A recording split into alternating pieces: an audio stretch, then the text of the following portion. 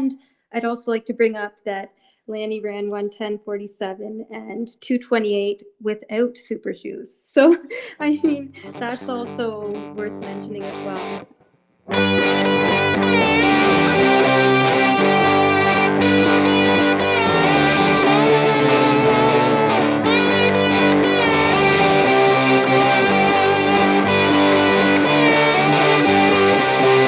Coming at you from the Terminal Mile World Headquarters, located in Westdale, Ontario. This is Michael Rokas, back with you for another episode of the Terminal Mile Animated Edition. And of course, I am joined by my co-host all the way in Dundas, Ontario, Paul Rokas. And we are joined by a special guest this week. She is one of the fastest Canadian women marathoners of all time, 10th to be exact, running 2:29:48 for second at the last Canadian Championships. She's also represented Canada at the NACAC Games, the IAAF World Half Marathon Champs, as well as the Mountain Running Championships. She is Emily Setlack. Hello to both of you. How are you both doing today? Doing well, thanks. Thanks for having me. Yeah, doing well as always from Dundas. For those of us who, or for those of you who have been following along, then you will know that up on the YouTube page right now, there is part 1 of this chat where we talk with Reed Coolsat about the Mount Rushmore of Canadian marathoners. So on the last episode, we discussed the 2 men entries of the Mount Rushmore, which leaves 2 spots open for the ladies. And we thought it'd be great to have an old friend in Emily Setlack back on the show. So Emily, this first question is for you. Do you think we got it right by picking Eric Gillis and Jerome Drayton for the first 2 spots? Oh, I think you aced it. A couple of legends and pioneers of distance running with Jerome Drayton. It's 2:10, and Eric Gillis with a 10th place at the Olympics. Most definitely. So for those who aren't familiar with the episode, we will definitely wait here for you while you check out that other YouTube video. But in case you're a little bit pressed for time, then we'll quickly go over the rules. So of course, down in the United States, in South Dakota, there is a mountain where there are 4 presidents immortalized, carved in stone onto the side of it, and people will see that forever. So if we were to apply that to the Canadian marathoners, who deserves to be immortalized? That is the question that we will be looking to answer, and is the question that we've partly answered so far. And today we'll be filling the women's spots on that mountain. So how will we be doing it? Well, here are the rules for you. There has been a pool of 6 marathoners that were decided beforehand in a draft style, with each host taking 2 marathoners that they'll advocate for. Each marathoner will be represented by an uninterrupted 2-minute argument with discussion and rebuttals to follow with the group. And finally, at the end of the show, each host will put forward their 2 selections for the marathoning Rushmore based on the arguments that they've heard, and the 2 marathoners with the most amount of votes will get Rushmored. If there's a tie, we will pitch it to you, the listeners. So best of luck to my opponents. Before we get started though, last time we really went through the criteria that we are looking for. What makes someone worthy of being on Rushmore? So myself, I picked the Crosby-Henderson factor, which was, a big moment on the international stage. I believe Paul called his the Steady Freddy factor, which was just consistency. And Emily, what are you really looking for when you choose your Rushmore athletes? I'm going with a similar response to Reed, going with time, but also taking into account technology, for example, shoes that are available at that time, because a 2:30 in 1984 is very different from a 2:30 today. Oh, that is a fantastic point, and definitely a can of worms that I can't wait to open. So without further ado, the first overall pick was given to you, Emily. So I am just going to open up the clock application here on my phone, and when you are ready, then you have 2 minutes on the clock. Whew, okay, here we go. The pioneer of Canadian women's marathoning, I picked Silvia Ruger, an absolute legend. What Silvia did was really phenomenal. In 1984, she was one of 50 women that lined up and helped pave the way for the future of women's distance running. So at the Los Angeles Olympics, that was the first Olympic Games where they had a women's marathon. And Silvia not only broke the Canadian record running 2:29:09, she finished 8th. And the barriers that she would have faced at that time as a woman in the sport, I just think it's incredible what she did. She then went on in 1985, a year later, ran the Houston Marathon, and there must be something special in Houston, as that's where Melindy has her record as well. She ran 2:28:36, and she held that record for 28 years. What's also really unique about Silvia is she really had a passion to make a difference in the sport and in the community across Ontario. She developed running and reading programs and did a lot to help communities and create change. So tremendous amount of respect for Silvia in terms of what she did through sport and within the community. Okay, wow, coming in just under a minute 30 with your argument, but a very compelling argument. You were actually talking a little bit beforehand about your involvement with Silvia. Perhaps you could go a little more in depth on that. Yeah, so Silvia started a running and reading program, and I think the idea of it is to just help improve children's reading and keep them active as well. So at a school in Kingston, I had the opportunity to listen to Silvia do a speech, to meet her, and the kids and myself were all just amazed by her. She was such a good leader, and the program is actually called Start to Finish, and it connects at-risk youth with the reading and running program. Oh, that's just fantastic. Looking downhill at you in the Dundas Valley, what do you think? Do you think Silvia is worthy of being Rushmored, Paul? Oh, I think so, for sure. I think Silvia, that 2:28:36 in 1985, that's a really quick time for then. And that's a Canadian record that stood for quite a while. It stood the test of time in a way, as it was until 2013 is when Laney broke her old record. But even now, 2:28:36. If you look at our current group of Canadian women, that would be very competitive amongst them right now. Definitely. And to run that in 1985 as well. Yeah, Emily, you mentioned right off the top that you were going to mention something about shoe technology. Perhaps that's going to come a little bit later. But how much do you think that plays into your choice for Silvia for your first selection here? Definitely. Like I don't know what her 2:28 would be the equivalent to today, but to do that when she did not have the same shoes that we have today, I mean, that would have to be worth what, like 2:25 or at least, I don't know, or better. Oh, for sure. A lot of it is speculation at this point, but I think there's a fair case that could be made there. So that was our first argument on the board. It was a really strong one. We're gonna move forward with the second pick in the draft board.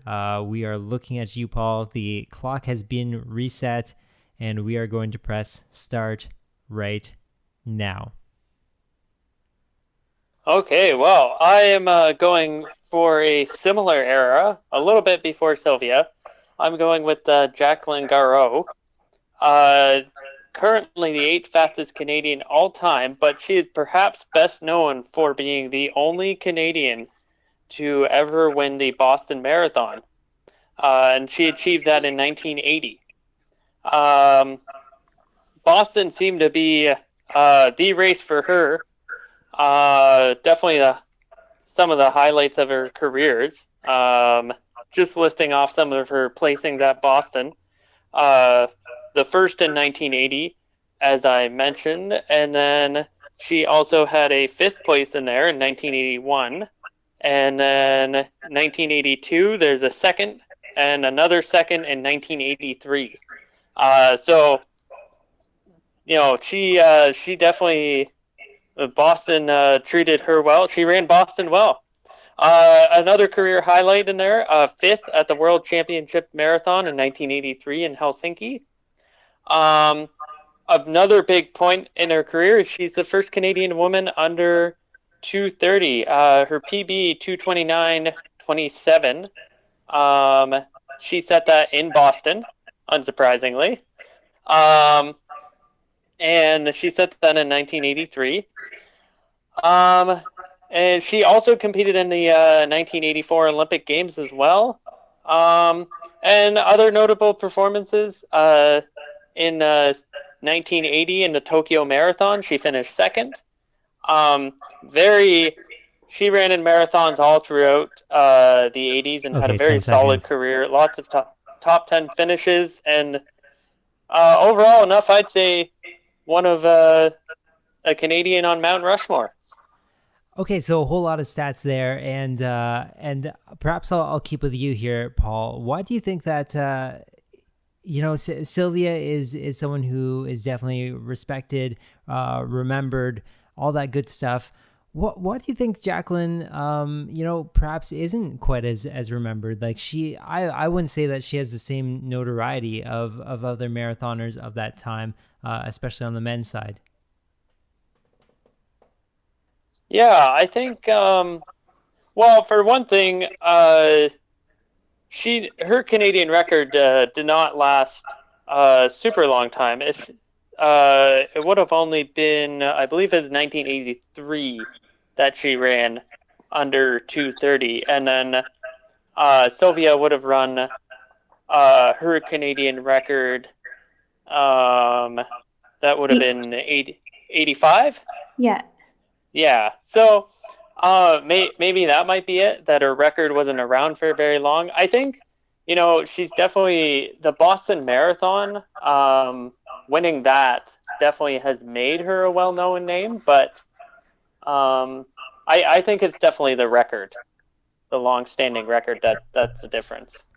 Okay, so I'll look to you on this one, Emily. How familiar were you with Jacqueline Gouraud's resume? A very impressive resume. To be honest, I wasn't that familiar with it, and as I spent some time looking online and learning about all of her accomplishments, I was sort of blown away by everything she had accomplished.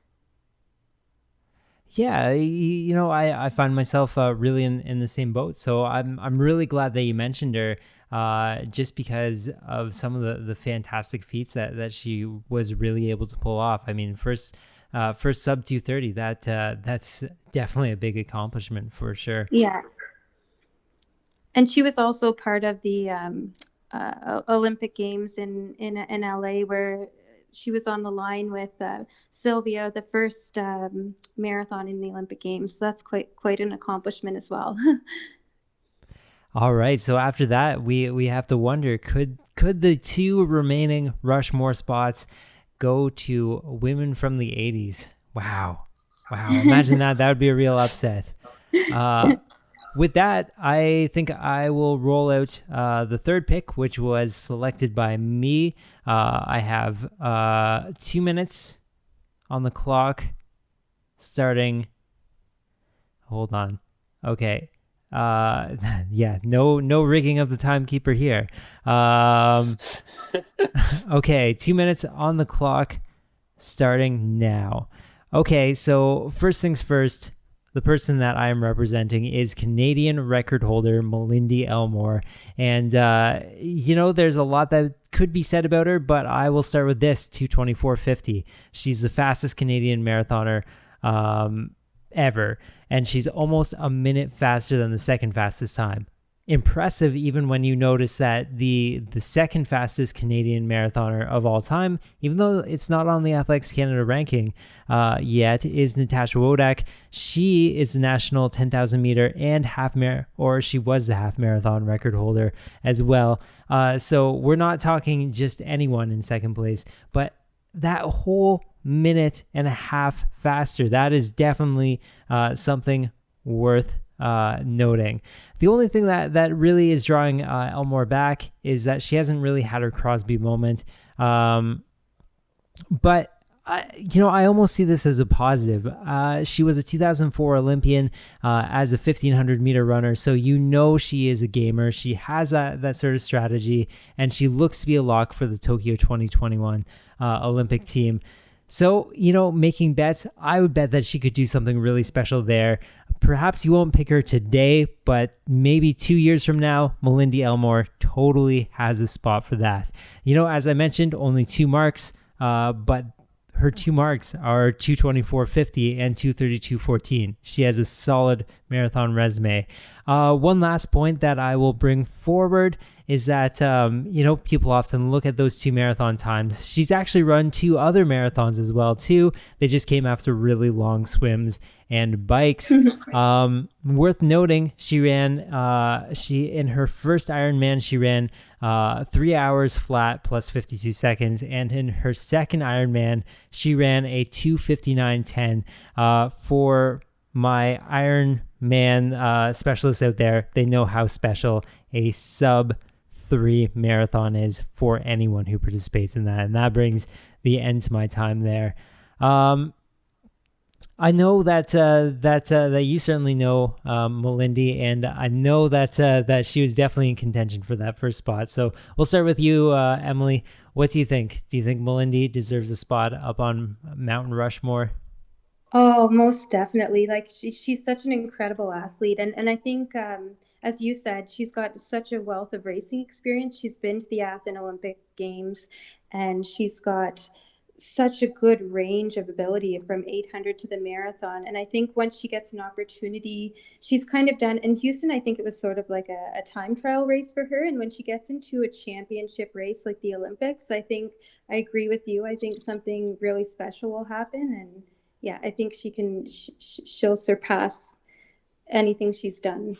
The best is yet to come for Malindi.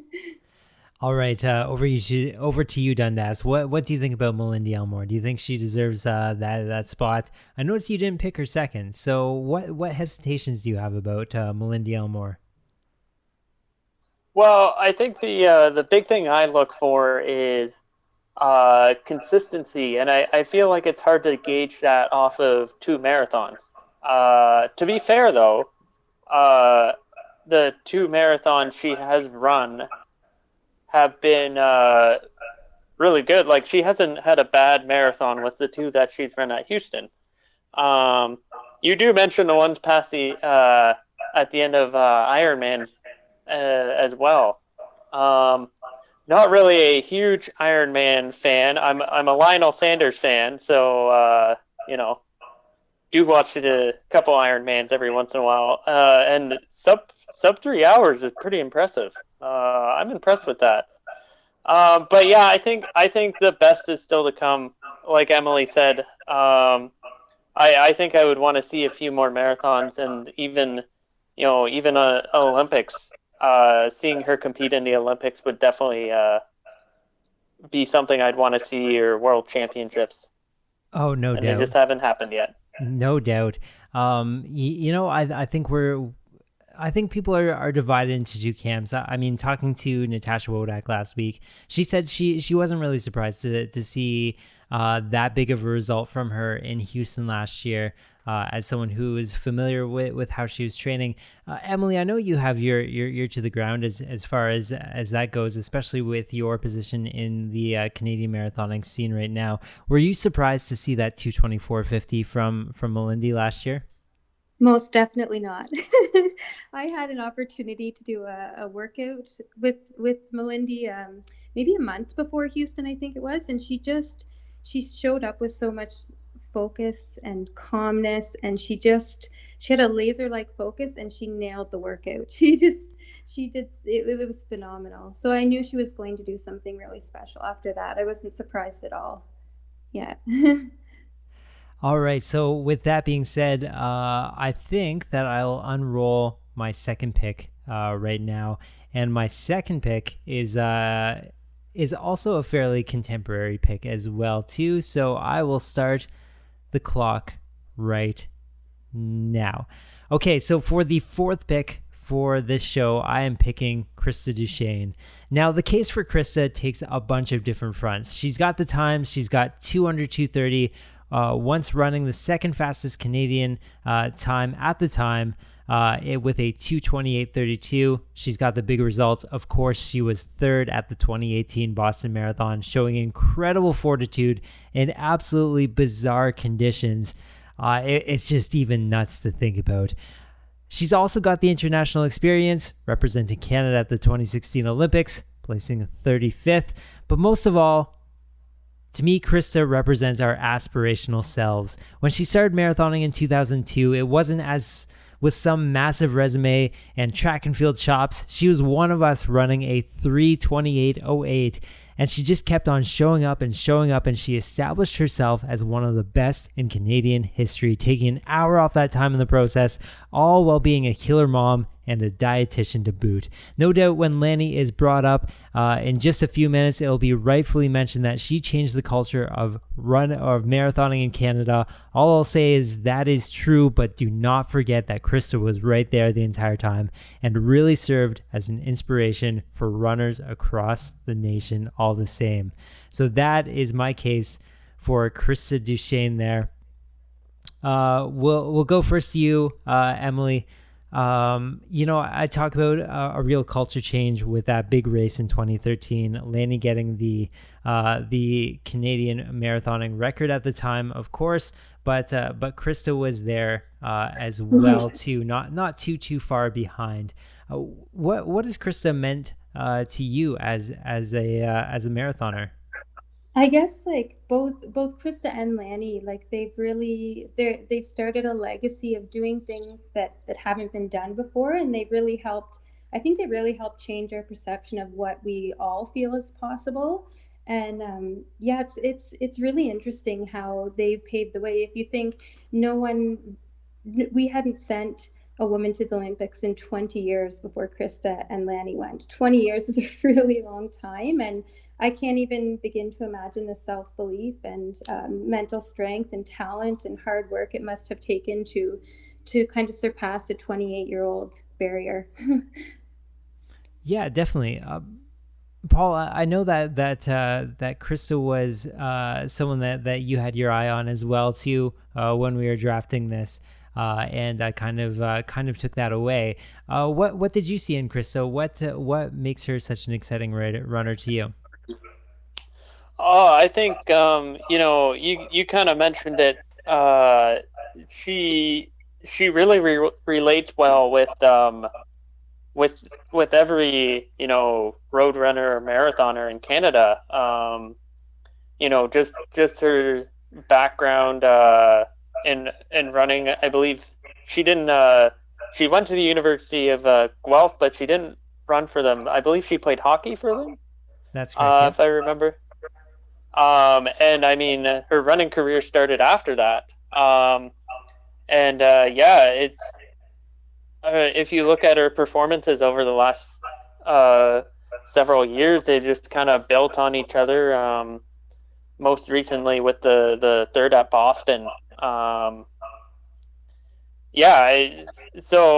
always, when Krista goes out to race, I'm always cheering for her because it feels like we're cheering for just another one of us. Well said. All right, so with that being said, I will turn it over to you, Paul. You've got the fifth pick here. And I think we've greatly hinted at who that could be, but I have my clock open, and I will start the timer right now. So I picked Lanny Marchant for the fifth pick overall, as you probably could have guessed. She is currently the fourth fastest Canadian women's marathoner, with a 2:28 flat. And she ran that in October 2013, and at the time it was a Toronto Waterfront Marathon, and at the time it was a Canadian record. Krista Duchene was also in that race as well. And yeah, I mean, she's a really exceptional marathon runner, redefining what Canadian marathoning was at the time. Looking at her results, she has lots of good results. Fourth at Commonwealth Games. She ran 2:28 twice, 2:28 low twice, both in Toronto. She appeared at the Olympic Games in Rio, finished 24th. But thing that stood out to me was she's a fairly consistent marathon runner. She's always running between 2:33 to 2:28. That seemed to be kind of the range. Always seem to have solid results, and overall, I think really redefined what Canadian men or Canadian women's marathoning could do in the 2010s. Yeah. All right. So at around 1 minute and 40 seconds, that was the case for Lanny Marchant. A real hometown hero for sure. Not our hometown, but very close to our hometown. However, there was a few points that maybe you could have thrown in there as well too. Of course, she got 7th at the New York Marathon in 2016. Did she not? Oh yes, I had that written down. I forgot to mention that. Yes, 7th at the 2016 New York Marathon.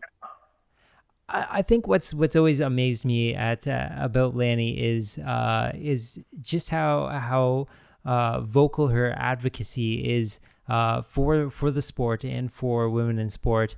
That to me has really been top tier, top notch there. She has really fought for a lot of what she has, and that move of running the 10,000 and the marathon was pretty neat to see in Rio. Going over to you, Emily, what has Lanny meant for you as a runner?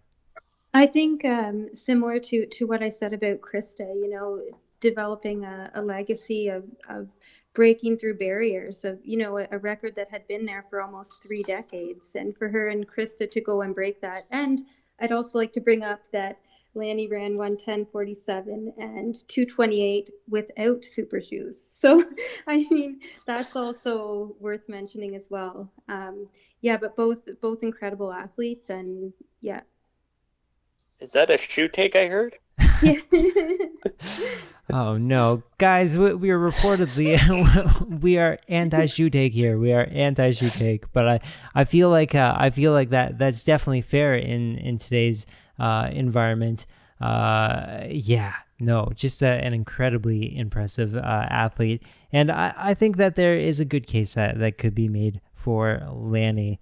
So with all that being said, that opens us up for the 6th and final pick, and that belongs to you, Emily. So I have the stopwatch open on my app, and whenever you are ready to go, I'll press start. Okay, this is a tough one because there's so many women that are running well right now, but I decided to go with Rachel Cliff.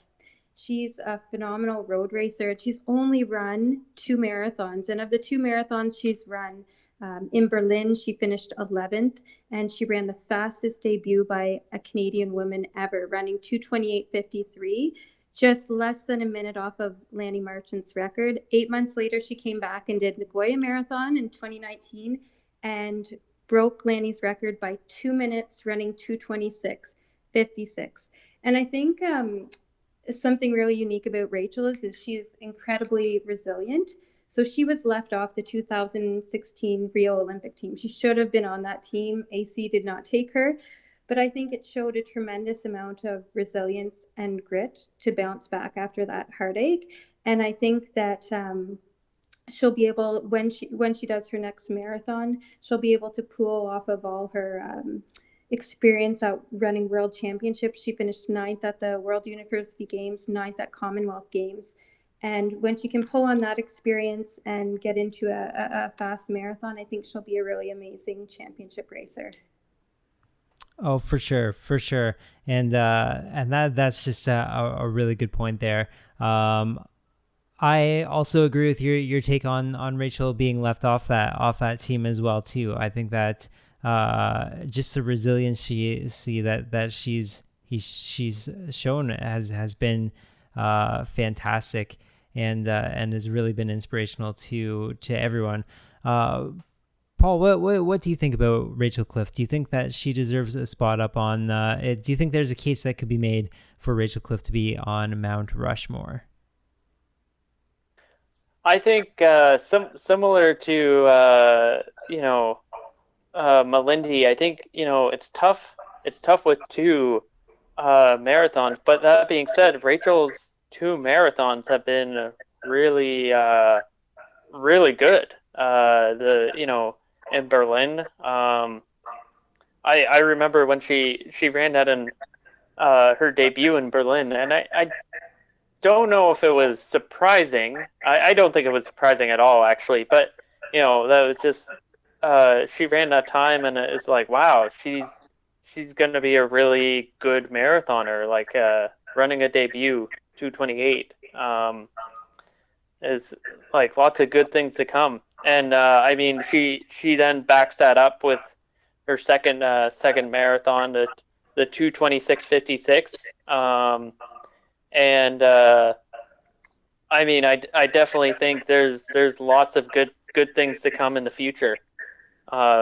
Maybe if we have this show 2 years down the road, we talked last week about Cam Levins. I think Rachel Cliff would be in the same conversation 2 years down the road. Oh, no doubt.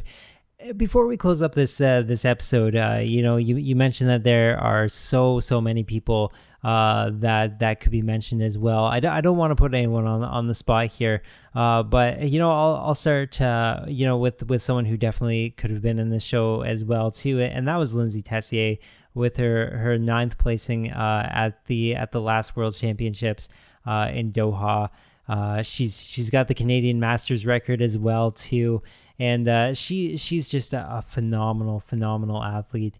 And the fact that she is a teacher while she does it is just fantastic as well too. So I'll go to you next, Emily. Is there anyone that else you think that you'd like to mention? Yeah, definitely Lindsay for her top 10 finish in Doha, and Dana Pitorescu as well. I think both of those women are, and Kinsey Middleton as well. They're everyone. I hope I haven't missed anyone there.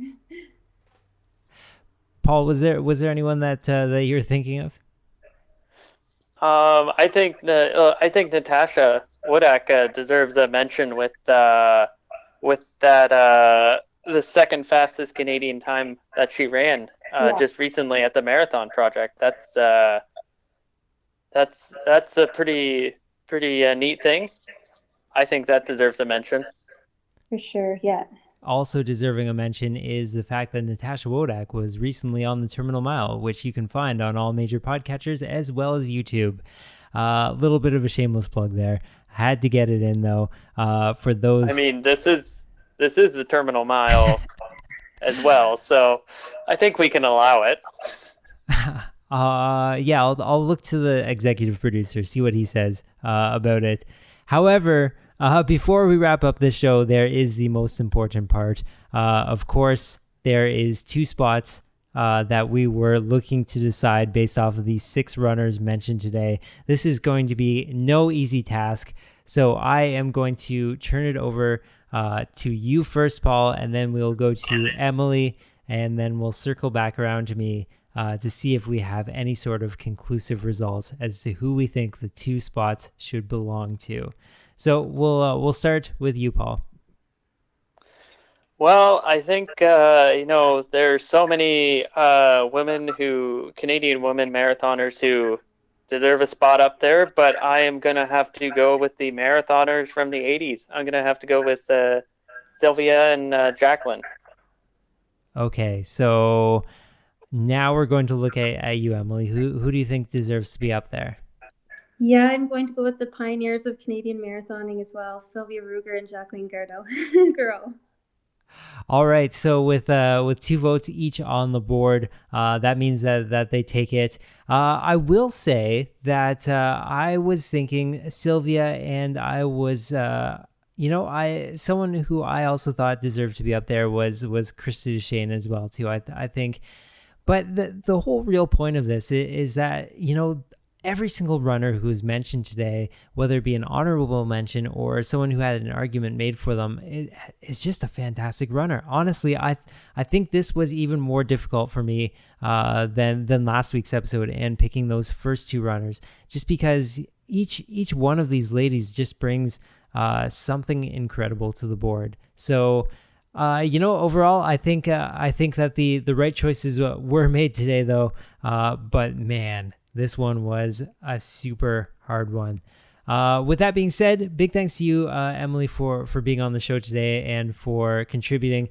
Before we let you go, we have to ask what's happening with you? What's happening with your training? What do you have on the horizon?